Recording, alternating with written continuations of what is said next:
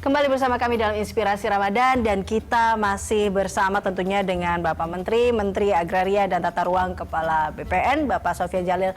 Pak Sofyan, ini kalau kita lihat dari pengalaman Bapak, tidak hanya dari pengalaman religi Anda, tapi juga kalau dalam pekerjaan Anda sudah beberapa kali menjabat sebagai Menteri dengan bidang yang berbeda-beda nih Pak Sofyan. Tentunya bagaimana cara Anda mempelajari dan juga menguasai setiap permasalahan di kementerian-kementerian tersebut, Pak Sofyan? Begini, saya pikir menteri itu tidak ada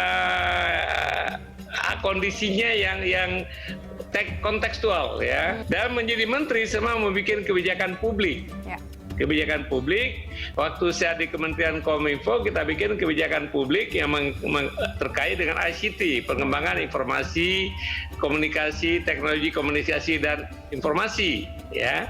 Nah, saya nggak ngerti apa-apa tentang teknologi, tetapi saya mau mendengar apa permasalahan, saya mau membaca ya, saya minta konsultan.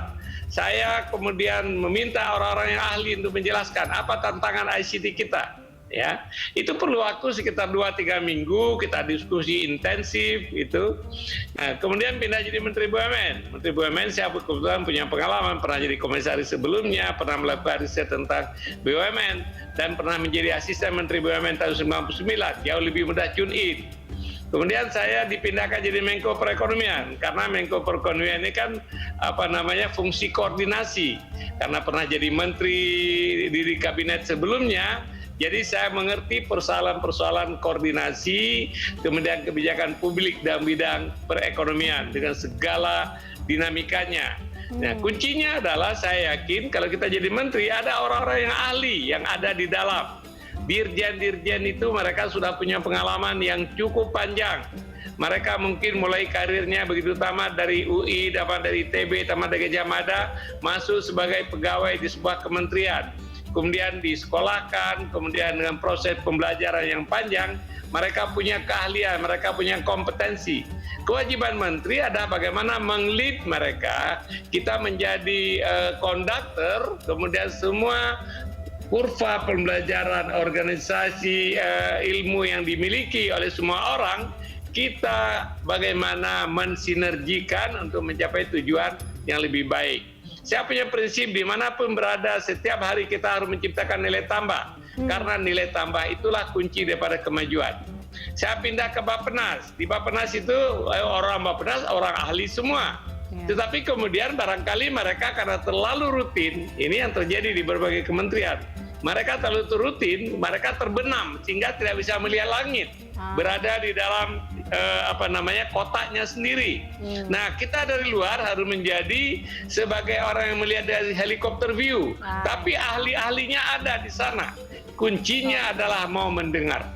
Waktu saya Menteri ATR ini, saya bercanda, modal saya menjadi Menteri ATR adalah waktu di Fakultas Hukum UI dapat nilai hukum agraria C.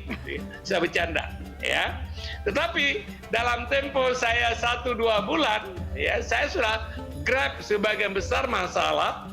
Kalau saya tidak tahu, saya tanya. Saya kelebihannya adalah mau mendengar, karena saya yakin betul apa kata Tuhan bahwa tanyalah kepada orang yang ahli jika kamu tidak tahu. Ini nampaknya kesuksesan saat ini juga berkat doa orang tua atau seperti apa nih? Karena kalau kita lihat kan orang tua sebenarnya berharapnya jadi guru agama ya Pak Sofyan. tapi ini bukan selepas guru agama, tapi menjadi guru beberapa kementerian jadinya.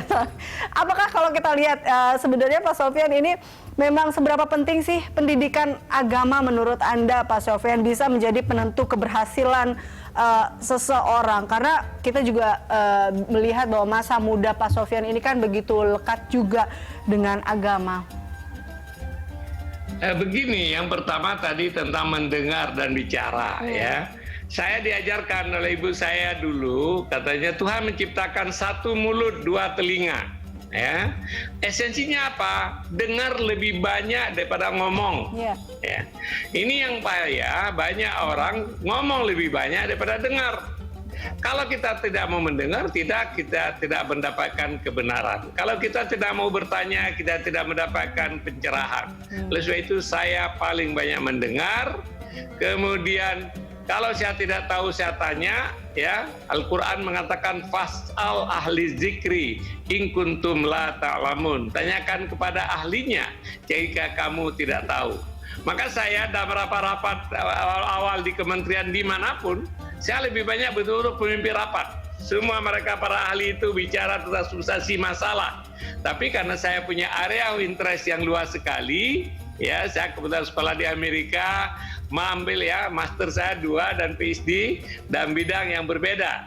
Kemudian selama kuliah saya kalau ada waktu misalnya belajar apa saja, saya duduk dalam kelas macam-macam, ya kan? Sehingga area of interest-nya luas, kemudian pernah terekspos dengan bermacam masalah, ya. Nah, jadi itu yang menjadi modal dasar tentang bagaimana menjadi good public policy maker, pembuat kebijakan publik yang baik. Tentang agama, menurut saya agama itu bukan ilmu bagi saya harusnya. Bagi kita, agama itu harus menjadikan kita merefine kita menjadi a better human being, mempunyai prinsip-prinsip dasar dalam agama, misalnya jujur, kerja keras, kemudian dapat dipercaya, ya, kemudian bekerja dengan ikhlas, berpikir bagaimana membuat yang terbaik untuk menjelayani orang lain. Kalau selama saya dimanapun saya pilih orang yang terbaik, karena yang terbaik itulah mencerminkan keadilan, misalnya dalam SDM. Baik Pak Sofyan, kita lanjutkan pembicaraan kita. Kita masih ada satu segmen terakhir pemirsa, dan tetaplah bersama kami dalam Inspirasi Ramadan.